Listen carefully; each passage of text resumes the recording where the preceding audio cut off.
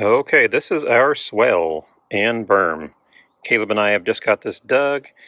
It is 3'6" wide, and at the ends it's about a foot and a half, and deeper in the middle. And right here you can see that is the berm. That's the dirt we dug from outside the swale and up. And then we're covering it with cardboard. I'm using some cedar logs to hold the cardboard in place and hold the mulch.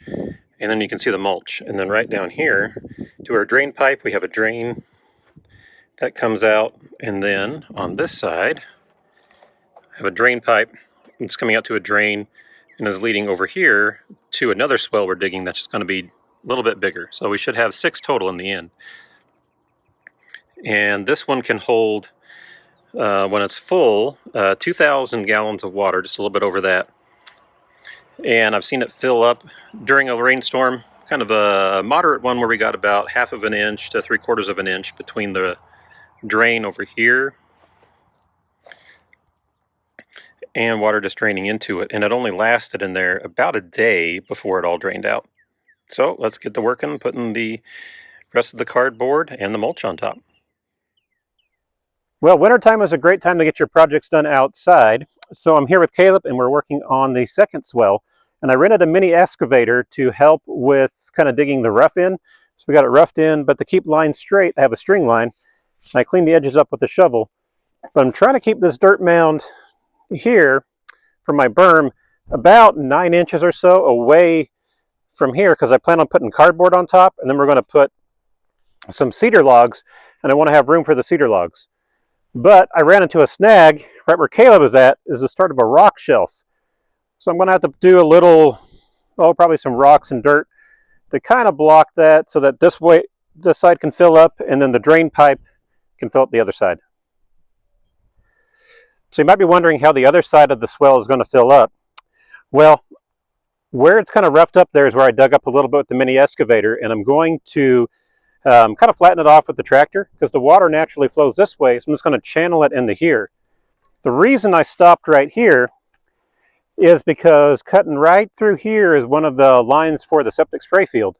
But I'm not really worried, because right up here is where I'm going to plant a Texas ebony. And that's a native drought-tolerant plant, so it shouldn't need as much water anyways. So it's another Saturday morning, and I have the swale eyeball leveled. And now I'm going to get it perfectly level, because if one area is really deep, then the water is all going to pool there, and no water will get to the rest of our berm. So what I'm going to do is I have a laser, as you can see in front of me, and to take a measurement, it'll give you a good rough idea of where things are at. So find my laser line. Like I'm 45 here. If I back up, it's 46. That seems to be a low point. So you need an inch off there. 46, that's pretty level.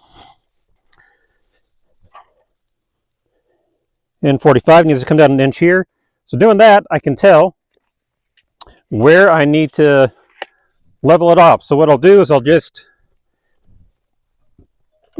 use this and start leveling. You want to hold a tape measure for me, buddy? Whatever you say. Well, I'll dig it out, but I want to try to get it level first. So if I know what I'm trying to level to, I can get it level. See? So now with this one being about 46, I know if I get the rest of this dirt around here to this level, then it's fine. Oh. Bad. Inch and a quarter off there. All right, now that I have a few spots kind of leveled off, I can kind of see where I've dug. All I have to do is come in and level off everything between there, and now I have a perfectly level thing. So I'll do that, and then we'll put some mulch on this. Well, the next thing to do is we're going to put some compost on top of this, and then we'll throw down our cardboard and then mulch. Let's get working. Ready, buddy? Yeah.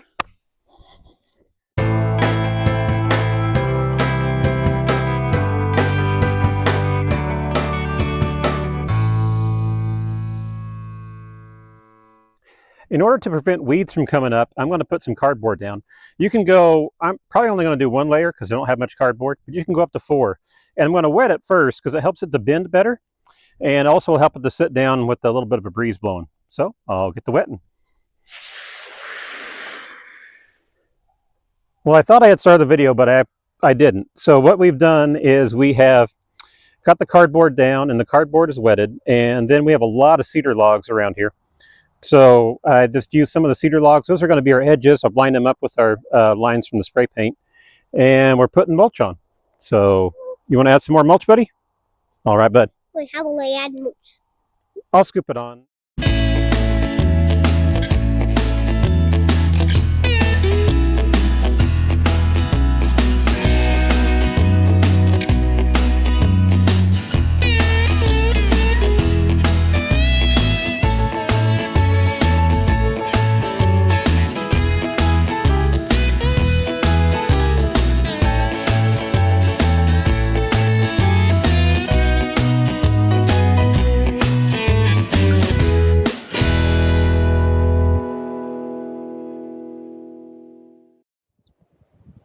Looks like we just beat the rain, but we haven't done. This is the 77 foot Berm and Swale, and this is the 91 foot Berm and Swale.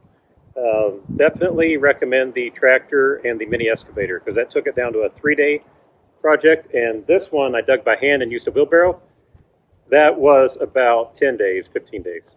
So they're ready for trees.